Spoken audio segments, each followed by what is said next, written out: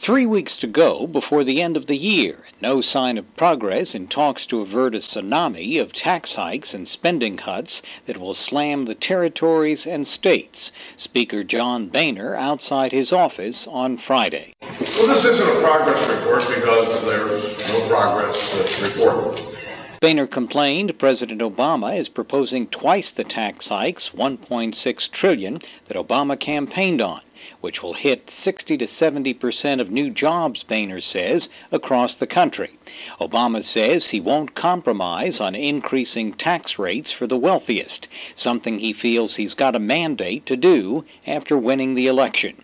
Guam Congresswoman Madeleine Bordallo calls the election a rude awakening for the Republicans and expects they'll come around. I think they're going to come together. There's going to have to be a compromise of some kind. Now, about how these taxes increases will fall into place, I don't know. I can't tell you. But there's little doubt here that with or without a grand bargain to avert the so-called fiscal cliff, taxes will go up in January and there'll be less money coming from Washington. The islands could see federal funds for everything from schools to highways to military bases reduced. Vice Chief of Naval Operations Mark Ferguson at a September House Armed Services hearing on automatic cuts. These reductions will translate to reduced flying hours for our air crews, fewer underway days and training for our ships and submarines, and less maintenance for the fleet.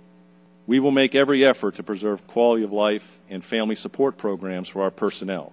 However, we may be forced to make selective reductions in base support services and infrastructure sustainment. Ferguson says sequestration will reduce fiscal 2013 shipbuilding and aircraft procurement accounts by over $4 billion, slowing or canceling contracts. Bordallo vows to try to prioritize Pacific realignment funds key to Guam and the CNMI.